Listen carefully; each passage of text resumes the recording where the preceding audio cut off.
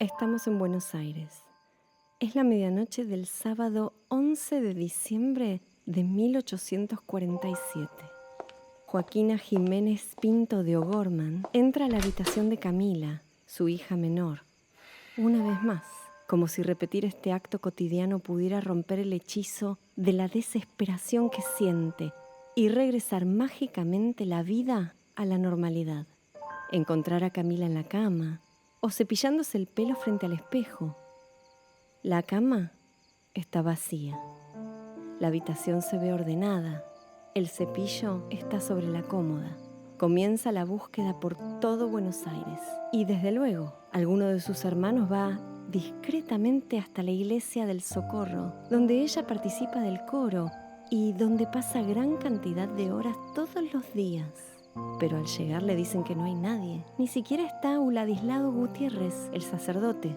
Dijo que tenía que atender unos asuntos en la parroquia de Quilmes. Y nadie sabe nada de él.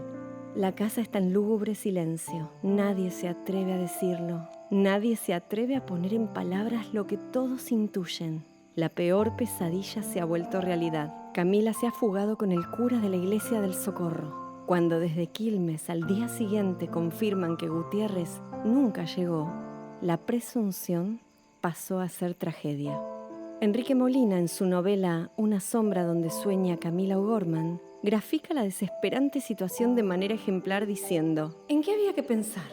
¿En el hogar? ¿En las tías?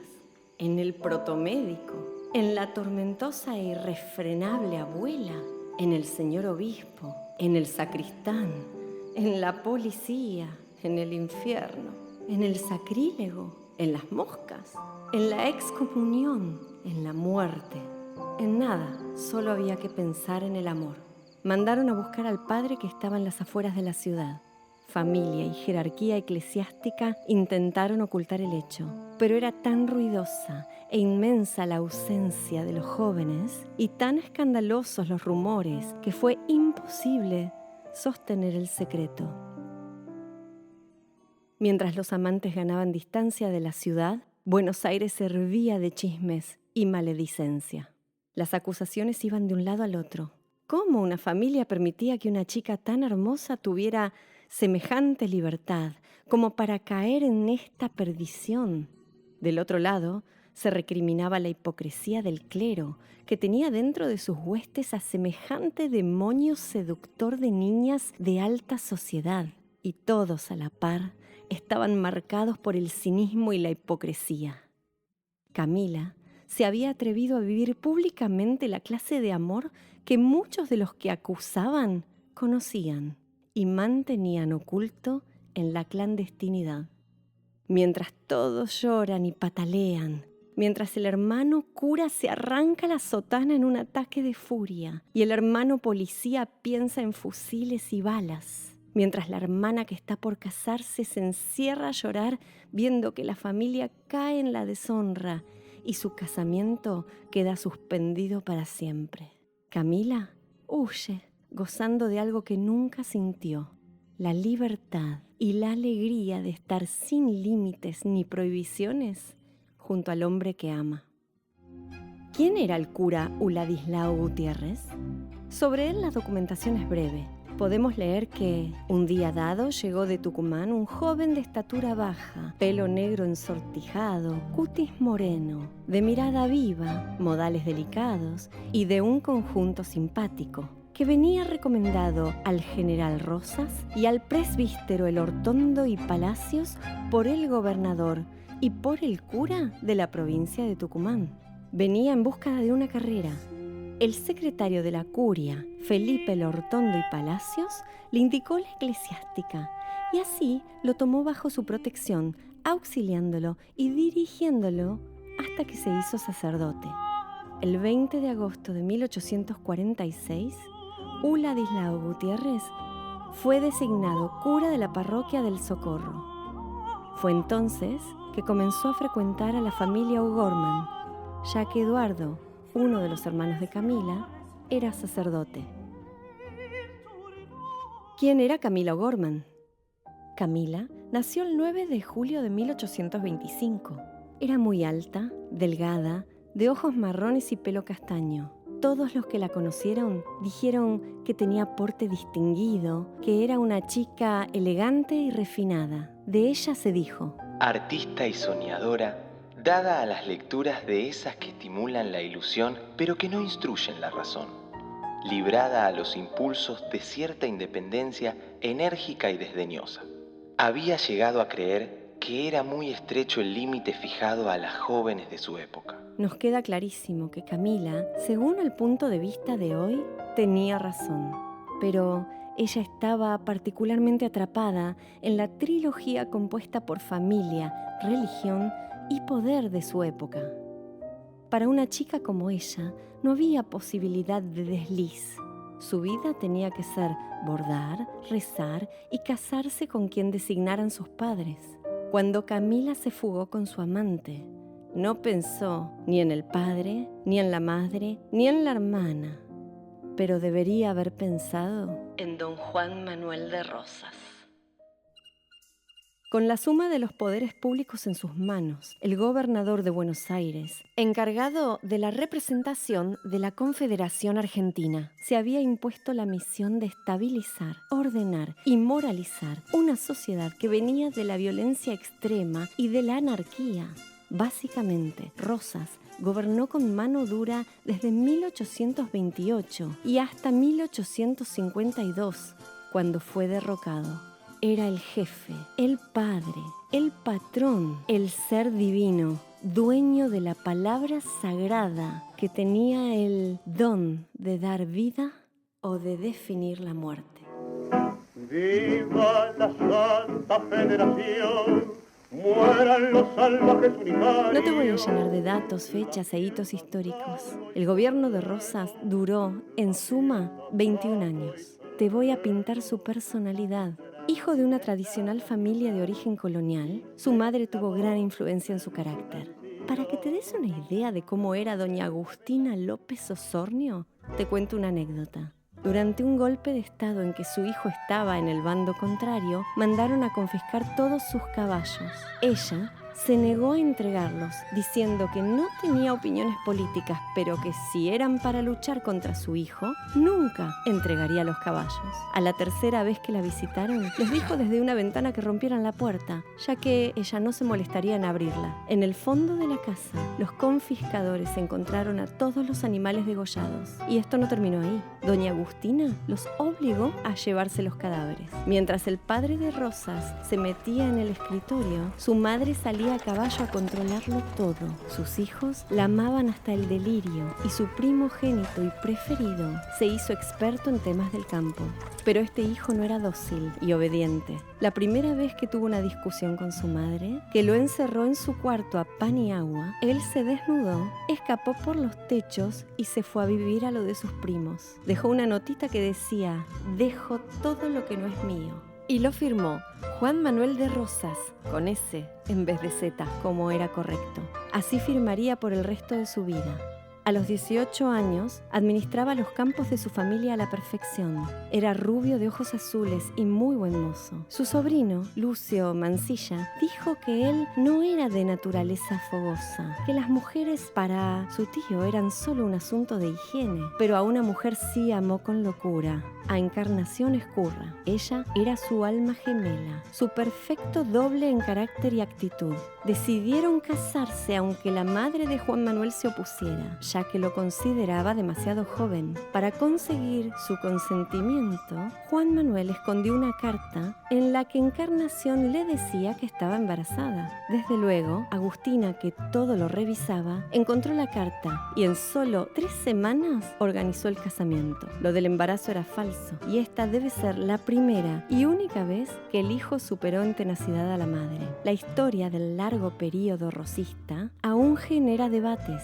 Están los que lo admiran por su tenaz defensa ante el bloqueo naval de Inglaterra y Francia, y están los que lo denostan por su autoritarismo, persecución a opositores políticos y crueldad. Yo creo que ambas posturas son correctas, porque Rosas terminó fagocitándose a Rosas. Fue incapaz de avisorar la inevitable transición del país a una nueva era constitucional que marcaba el fin de su ciclo. Su naturaleza estricta estaba a gusto ejerciendo un poder dictatorial que no podía soltar y que terminó por hundirlo en lo más nefasto de la arbitrariedad y la injusticia. Así como no hay enfermedades buenas, tampoco hay tiranías saludables ni eternas. Ahora que ya hemos presentado a nuestros protagonistas, volvamos a nuestra pareja fugitiva. Veamos la carta que Adolfo O'Gorman, el padre de Camila, envía a Rosas el 21 de diciembre. Una carta que ha sido infinitamente usada para acusarlo de pedir la pena de muerte de su propia hija. Y sin embargo, en esa carta solo está expresada su desesperación. Viva la Confederación Argentina, mueran los salvajes unitarios. Excelentísimo señor, me tomo la libertad de dirigirme a usted por medio de esta carta para elevar a su superior conocimiento el acto más atroz y nunca oído en el país. El 16 del corriente me fue avisado que había desaparecido mi hija menor, y he sabido que un clérigo tucumano llamado Ladislao Gutiérrez la había seducido bajo la capa de la religión y la ha robado, abandonando el curato. Señor, suplico a usted la orden para que liberen requisitorios a todos rumbos, para precaver que esta infeliz se vea reducida a la desesperación y, conociendo su pérdida, se precipita en la infamia. Señor, usted es padre y único capaz de remediar un caso de tanta trascendencia para toda mi familia si esto se publicase. Toda ella une sus súplicas a las mías para implorar la protección de usted, de quien es muy humilde servidor. Adolfo O'Gorman. No puedo evitar imaginar a Adolfo O'Gorman agarrándose la cabeza, pateando los muebles, revoleando cosas, sintiendo que vive un déjà vu, que la historia de escándalos femeninos en su familia se repetía otra vez. Él había padecido los escándalos de su propia madre, Ana Perichón, y no podía creer que todo empezara otra vez. Es que por las venas de la familia de Camila corría la sangre más exótica y efervescente de Buenos Aires. Camila estaba predestinada por su sangre y espíritu. Ella contaba en su genealogía con antepasados lanzados a empresas excitantes como el contrabando o el espionaje, y hermosas mujeres desaliñadas por la locura y la pasión. 3 nacionalidades se funden en sus venas: irlandesa, francesa y española. Los O'Gorman, los Perichón de Vandewil y los Jiménez Pinto. Su historia familiar comienza en Mauricio, una pequeña y exótica isla perdida en el Océano Índico. El primer O'Gorman en llegar al virreinato del Río de la Plata fue Miguel O'Gorman, un irlandés de Ennis, un intrépido médico formado en París que pasó por Londres llevando la novedad de la vacuna contra la viruela. Se incorporó a una expedición en Argelia y terminó en Buenos Aires con el primer virrey del Río de la Plata, don Pedro de Ceballos. Fue nombrado protomédico con autoridad por sobre todo lo relacionado con la medicina. Fundó la primera escuela de medicina de la ciudad, que es el origen de la facultad, y murió soltero en 1819. Su sobrino Thomas era tan intrépido como el tío. Abandonó su casa en Irlanda y emprendió un viaje que terminó depositándolo en Mauricio, donde perdió la cabeza por una criolla descendiente de franceses, Ana María Perichón de Vandewil y Aveil, con quien se casó. Dicen que Ana María era bellísima, inteligente, ambiciosa y ávida de placeres. Se casaron y ante el temor de los rumores de un levantamiento de esclavos análogo al que estaba sucediendo en la isla de Haití, la familia se trasladó completa a Buenos Aires. Nos cuenta Enrique Molina. Ni uno ni otro tenían vocación para el hogar. Siempre estaban en busca de algo más explosivo en su relación con los seres y las cosas. El riesgo, lo desconocido. Thomas era un pelirrojo robusto, seguro de sí mismo, capaz de dominar cualquier situación. No era hombre que pudiera quedarse quieto y se ocupó del contrabando marítimo, del tráfico de armas y de todo tipo de negocios espurios. Anduvo por Chile, Lima y Río de Janeiro. Mientras Thomas estaba en sus quehaceres, su mujer, Ana, seducía y comenzaba una relación clandestina con Santiago de Liniers, en ese momento, el héroe de la reconquista de Buenos Aires en las invasiones inglesas. Justamente, durante la celebración del resultado favorable, Ana dejó caer un pañuelo desde el balcón y Santiago de Liniers detuvo la marcha de toda la comitiva para levantarlo. Los rumores volaron, la relación entre ellos era explosiva. Pasaban días y noches el uno en brazos del otro. Decían que ella se ponía el uniforme militar de Liniers y se dejaba ver en las ventanas. Estas infinitas noches de pasión eran escuchadas por los vecinos horrorizados. Los chismes llegaron a lo más alto de la autoridad. Desde Montevideo, el gobernador Elío mandaba decir: mejor cuide su conducta licenciosa, que su casa tiene el tejado de vidrio. A ella le empezaron a decir despectivamente la perichona, haciendo una analogía con el famoso escándalo de Micaela Villegas, la amante del virrey del Perú, la perricholi, un término despectivo que significaba algo así como perra mestiza. De su matrimonio con Tomás O'Gorman nacieron 2 hijos. Uno de ellos era el padre de Camila.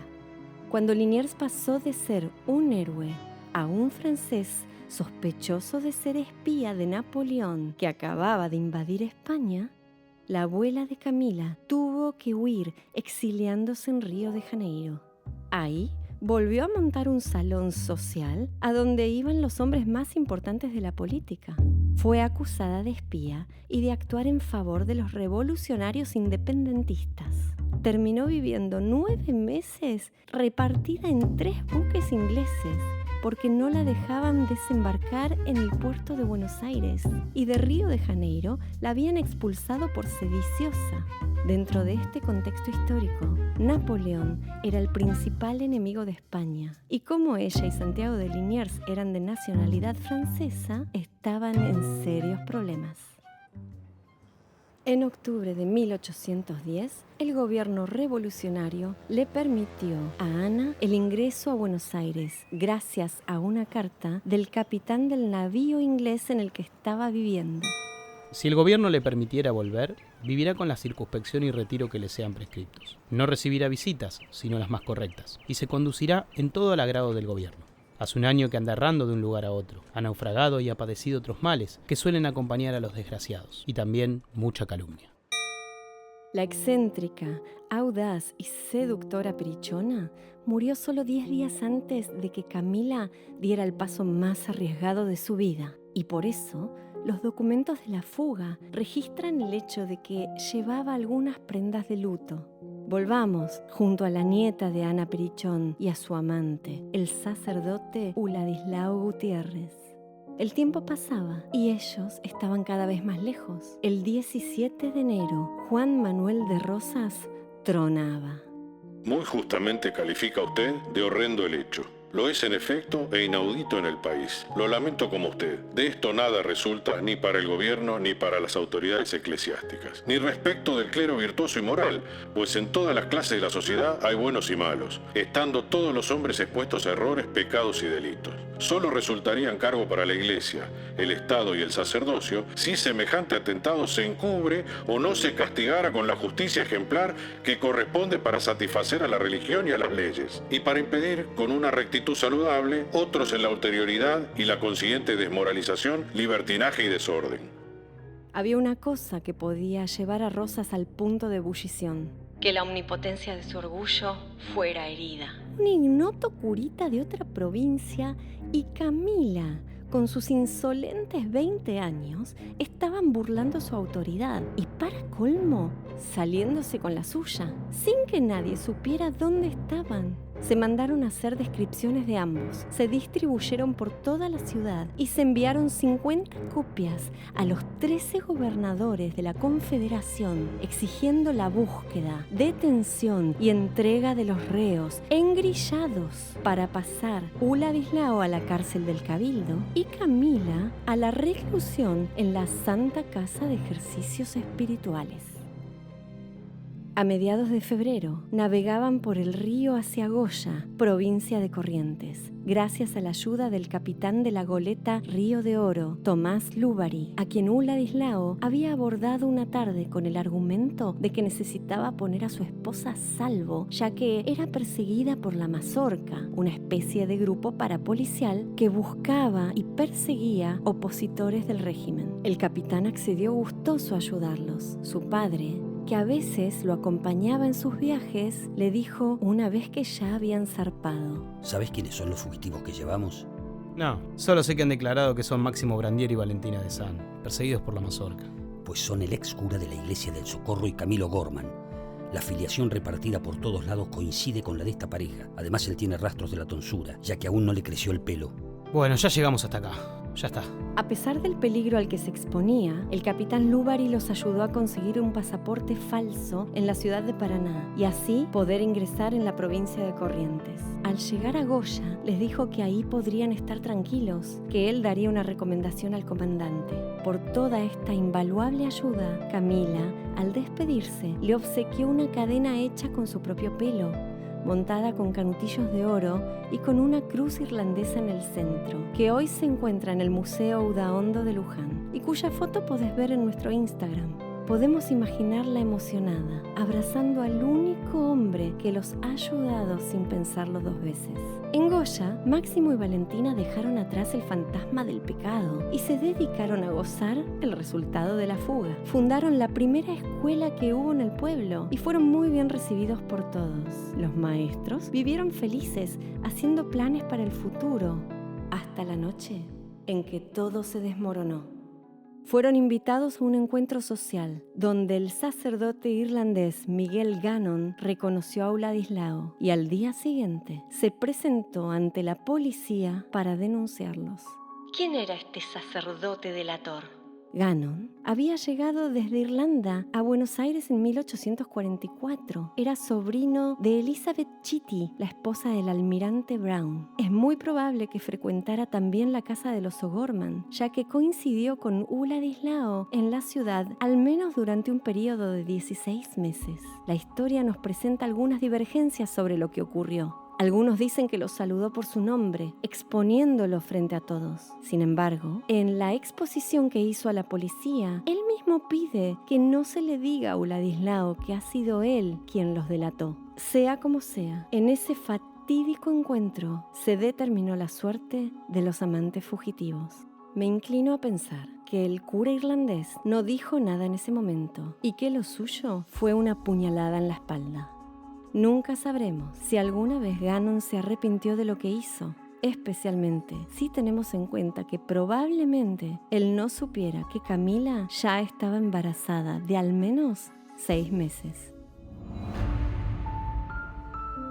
Era el 14 de junio de 1848, a las 7 de la tarde, cuando los amantes fueron apresados. Durante los 6 interrogatorios a los que fueron sometidos, se aferraron a la historia de que eran el maestro Máximo Brandier y su esposa Valentina. Pero las preguntas eran capciosas y los confundían de manera tal que ya no pudieron recordar los detalles que habían inventado.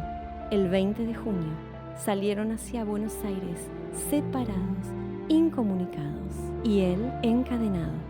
Sabemos que durante el viaje algunos guardias se compadecieron de ellos y permitieron en un par de oportunidades que se encontraran a conversar. El 8 de agosto llegaron a Rosario. Uladislao con una barra de hierro en los tobillos. Comenzaron el camino hacia Buenos Aires, pero Juan Manuel de Rosas en algún momento cambió de opinión y decidió que se modificara el rumbo y que llevaran al triste cortejo a los cuarteles y prisión de Santos Lugares. ¿Cuál fue la razón de este cambio? Sin duda, Rosas no desconocía el hecho de que su hija, Manuelita, había mandado amueblar la habitación en la Santa Casa de Ejercicios. Incluso envió un piano, previendo una larga estadía de Camila. Podemos inferir que mientras Manuelita organizaba estas cosas, Rosas ya tenía tomada la decisión fatal. En Santos Lugares, el hombre que estaba a cargo se llamaba Antonino Reyes. El viejo convento de la Crujía, devenido campamento militar, se convirtió en cárcel y depósito de delincuentes, opositores políticos e incluso de gente con problemas mentales. La documentación entre 1840 y 1850 es elocuente y da cuenta del ingreso a la cárcel, donde muchos hasta perdieron los nombres y quedaron completamente hundidos en el más absoluto olvido. Se remiten 46 hombres al campamento de Santo Domingo. Se ha puesto en la cárcel pública al individuo Manuel Ojeda, ya por salvaje unitario y por el delito de la conversación que tuvo con la salvaje unitaria Marcelina Butela. Fusilado el anciano José Llera. Dispuesto por el señor gobernador, remítase al jefe al cura del partido de San Fernando por salvaje unitario traidor.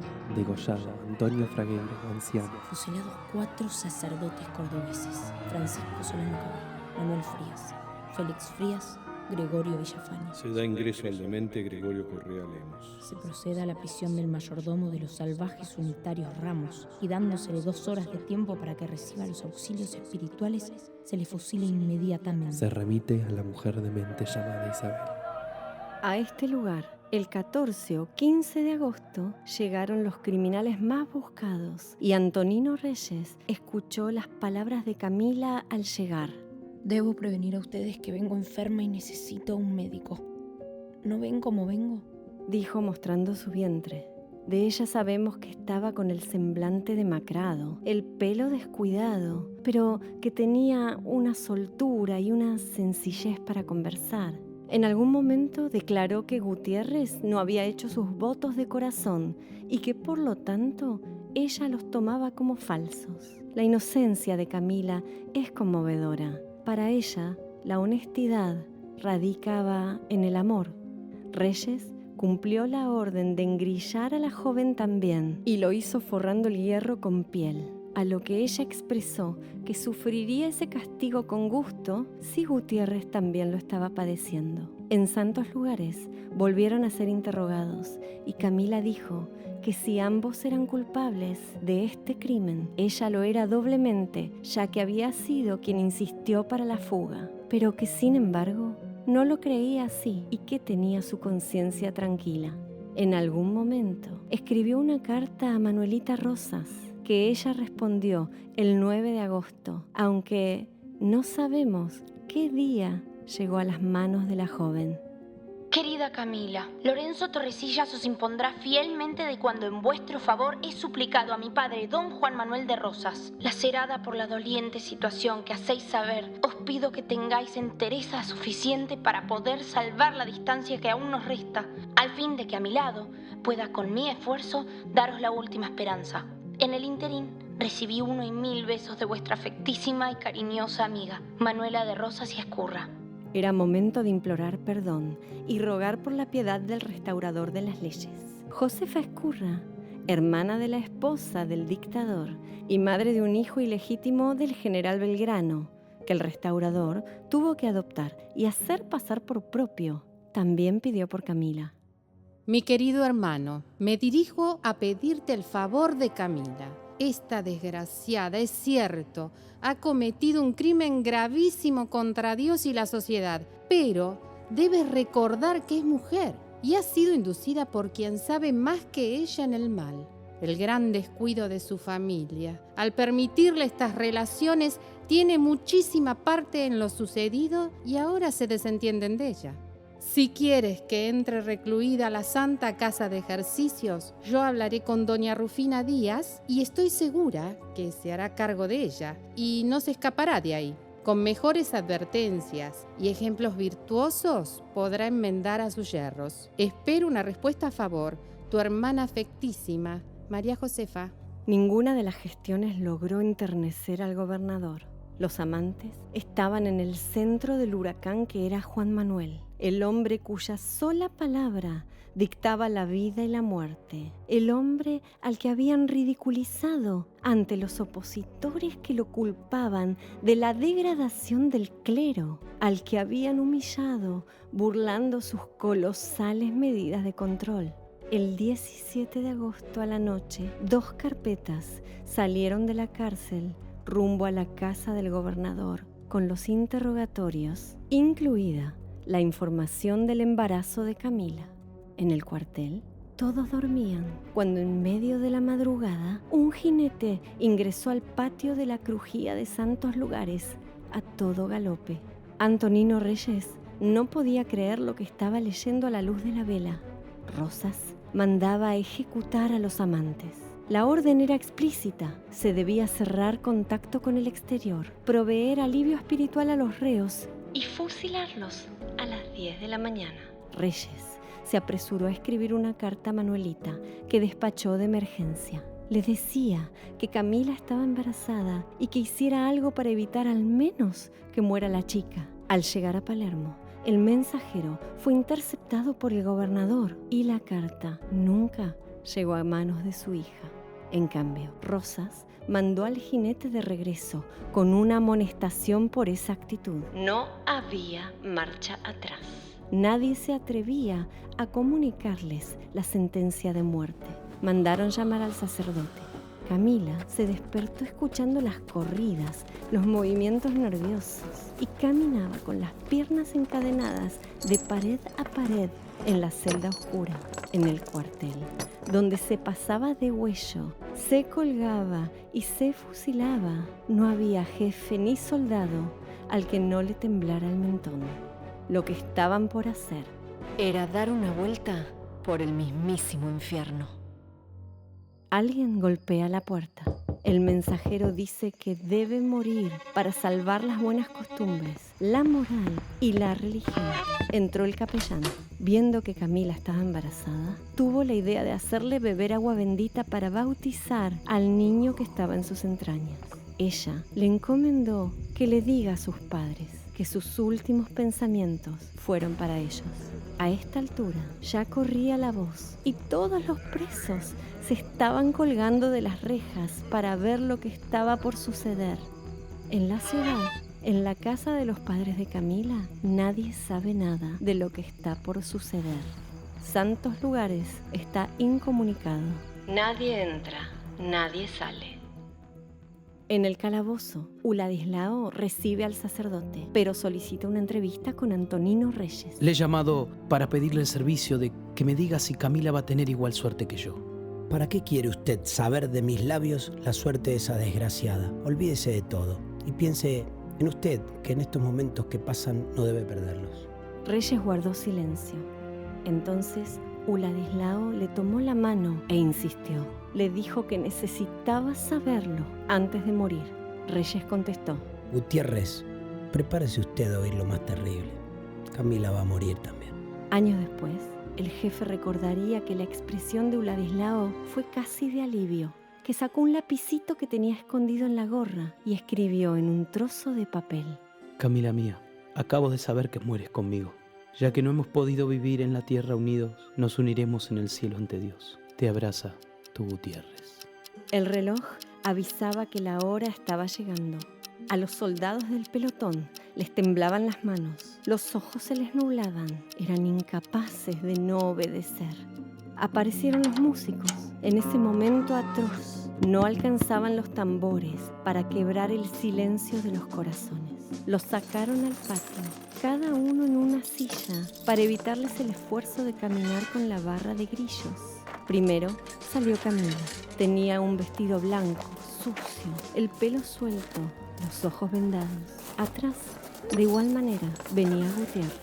Todos se movían al ritmo marcial de los tambores y ellos estaban completamente desorientados. Las sillas fueron descendidas, los pusieron de pie.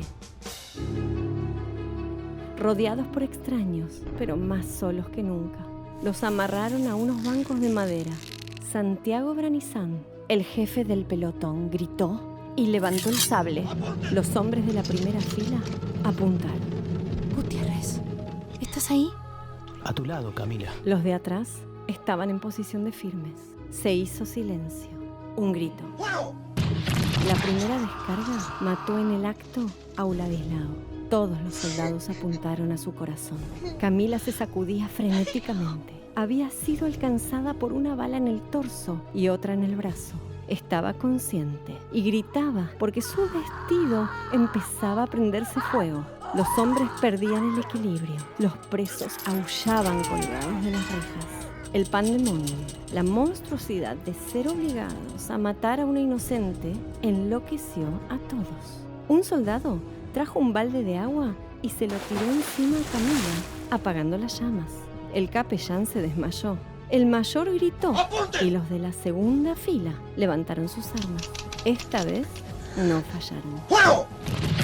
Camila se desplomó en el suelo. Luego, como corresponde a estos actos brutales, cada uno recibió un tiro en la sien. Un soldado revolvió su arma y salió corriendo. Dicen que nunca más recuperó la cordura. Lloraban los hombres y cada ladrillo de ese lugar maldito. Antonino Reyes, que no tuvo el valor de estar presente, mandó a poner los cuerpos juntos en un cajón que servía para guardar fusiles y les dio sepultura en algún lugar que a nadie le queda claro dónde es. Levantó la incomunicación y mandó un informe a Juan Manuel de Rosas. Los padres de Camila esa noche escucharon los rumores y a la mañana siguiente fueron 2 de sus hermanos al lugar a recibir la confirmación del hecho. Los padres de Camila murieron de tristeza pocos años después. Julio Llanos, en su obra sobre Camila, cuenta que el oficial Cano, uno de los más cultos del cuartel, no pudo superar la impresión de la muerte de Camila y al poco tiempo Lo encontraron con las venas cortadas. Después de la ejecución, el diario La Gaceta Mercantil decía: El cura de la parroquia del Socorro, Uladislao Gutiérrez, que tenía una vida escandalosa y había convertido su sagrado ministerio en sacrílegas profanaciones, fugó de esta ciudad en compañía de Camila O'Gorman. Los crímenes cometidos por el clérigo y su cómplice son castigados por las leyes con pena capital. Llegaron al colmo de la gravedad y del escándalo. El gobierno que los castigó tiene la facultad de hacerlo y procedió conforme a los principios de justicia. Se burlaron de las leyes humanas como habían violado las divinas y de crimen en crimen ofrecían a la sociedad el escándalo de sus delitos consumados y la triste perspectiva de otros en una interminable cadena que el gobierno cortó con un golpe saludable de justicia. Antonino Reyes fue enjuiciado y condenado a muerte por su complicidad en todos los asesinatos del cuartel en 1853, pero consiguió escapar de la cárcel y terminó sus días exiliado en Montevideo. Juan Manuel de Rosas fue condenado a muerte en ausencia en 1861, cuando ya estaba exiliado en Southampton. Más le valía a Rosas perder una batalla que fusilar a Camila. En 1877, una semana antes de su muerte, Rosas escribía: Ninguna persona me aconsejó la ejecución del cura Gutiérrez y de Camila O'Gorman. Ni persona alguna me habló ni me escribió en su favor. Por el contrario, todas las personas del clero me hablaron o escribieron sobre el atrevido crimen y la urgente necesidad de un castigo ejemplar para prevenir otros escándalos semejantes o parecidos. Yo creía lo mismo y siendo mía la responsabilidad, ordené la ejecución. Durante el tiempo que presidí el gobierno de Buenos Aires, con la suma del poder, por la ley goberné según mi conciencia. Soy pues el único responsable de todos mis actos, de mis hechos buenos como de los malos, de mis errores y de mis aciertos. Las circunstancias durante mi actuación fueron siempre extraordinarias, y no es justo que durante ellas se me juzgue como en tiempos tranquilos. Y sin embargo, nosotros sabemos que esto no es cierto. Las cartas de Manuelita y de Josefa dicen lo contrario. Y también una carta propia que escribió poco tiempo después de la fuga.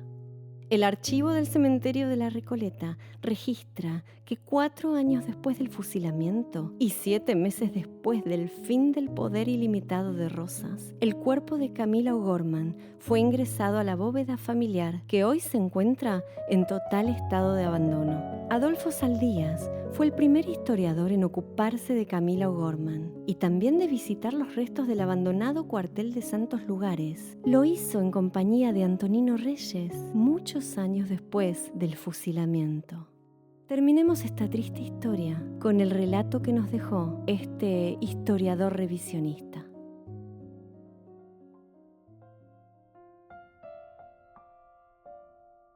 37 años después, visitaba yo con don Antonino Reyes el antiguo campamento y cárcel de Santos Lugares. La casa estaba abandonada y en ruinas. Este fue el calabozo que ocupó Camila, el mejor que pude darle, me dijo Reyes melancólicamente.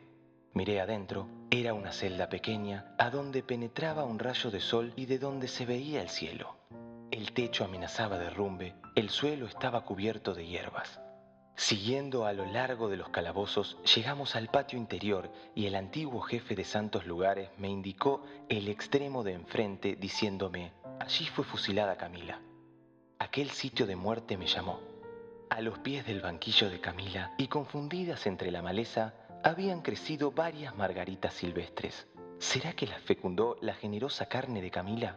Es sabido que los organismos que fueron robustos fecundan flores y hierbas caprichosas en las fosas de los cementerios de campaña. Agarré una margarita y antes de separarme de allí escribí en el muro: pobre Camila, amó mucho, y en las alas de su amor subió al patíbulo. Esto fue Pasión Sacrílega, la historia de Camila O'Gorman.